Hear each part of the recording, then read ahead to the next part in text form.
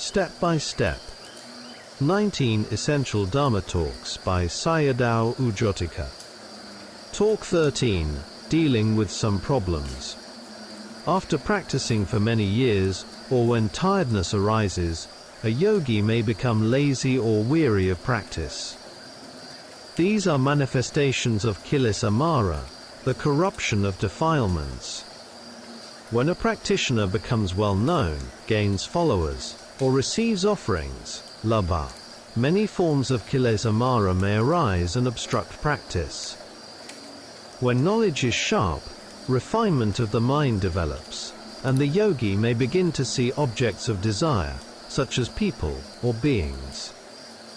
One should not follow them, but instead contemplate them. The yogi may also hear sounds or voices. This happens because anicca is not being seen clearly at that moment.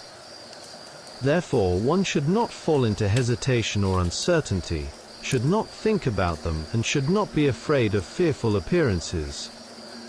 Whatever arises must be contemplated. Whether it seems right or wrong, one should simply watch and observe it.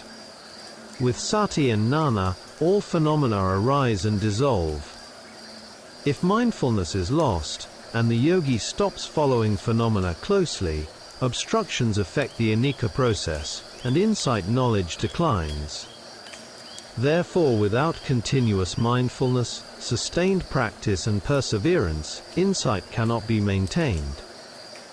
Note: in the Burmese tradition, meditation practice always begins with the preliminary duties. See Talk 2. This is because, through long samsara, there are unseen beings and accumulated karma, and as a result obstructions and disturbances may arise during practice, most often during samatha. There are accounts of such incidents, for example during long periods of solitude, as described by Venu Adhikaramsi in 18 Days in Solitude. Therefore, the tradition emphasizes 4 protective meditations: Buddhanusati, recollection of the Buddha; Mettabhavana, loving kindness; Marananusati, contemplation of death; Asubha meditation, contemplation of the unattractiveness or loathsomeness of the body. The Kani meditation system places strong emphasis on these protective practices. Sometimes, due to the power of samadhi, light may appear, objects may be seen, or even knowledge of past lives may arise. If these experiences are taken as strange or extraordinary, ignorance increases, and thoughts proliferate. See Sayadaw Ukandima's own account of practice in the Noble Search. Any worldly attainments are unworthy of clinging. Therefore Sayadawgi consistently emphasizes listening to Dharma talks first, and only then practicing. All these experiences occur due to the sharpening of knowledge. Whatever refined objects arise, with the sole exception of nibbana, the yogi must contemplate their impermanent nature. When there is over-effort, samadhi is not strong enough to clearly discern anicca. Knowledge and thought may arise together. For example, one hears a sound, contemplates it, and then a thought follows. These thoughts must also be contemplated. As one approaches realization of the Dhamma, it is essential to contemplate whatever arises. At the crucial stage of the knowledge of disenchantment, nibbida gnana, the yogi must continue practicing without getting up or stopping the practice, until path knowledge, magga gnana, arises. If one gets up from the seat at this stage, it is very difficult to regain that level of knowledge. Even if it can be regained, one may need to practice again for a month, a year, or even an entire lifetime. Yogis must remember that when defilements become thinner, this is precisely the time when they must turn away from them in the direction of freedom and liberation. If defilements are taken lightly, they will instead oppress the yogi even more. At the time when many instances of anicca are being seen, this is not seeing with the physical eyes. Paramatha Dhammas cannot be seen visually in this way. If something is seen visually, such as images of skeletons or corpses, then these are samatha objects, not vipassana dhammas. At the stage of the knowledge of disenchantment, nibbida nana, both bodily and verbal behaviors change. Sila becomes firmly established, and there arises a strong wish to be liberated from dukkha, or anicca. This longing for liberation is known as munchitukamyata nana, knowledge of desire for deliverance. At this stage, the lifespan of anicca becomes uniform and can no longer be contemplated by naming phenomena, such as Vedana, mind, etc. The process is too rapid for conceptual differentiation.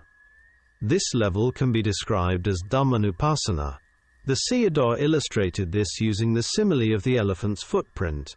Whatever arises is contemplated at the same level.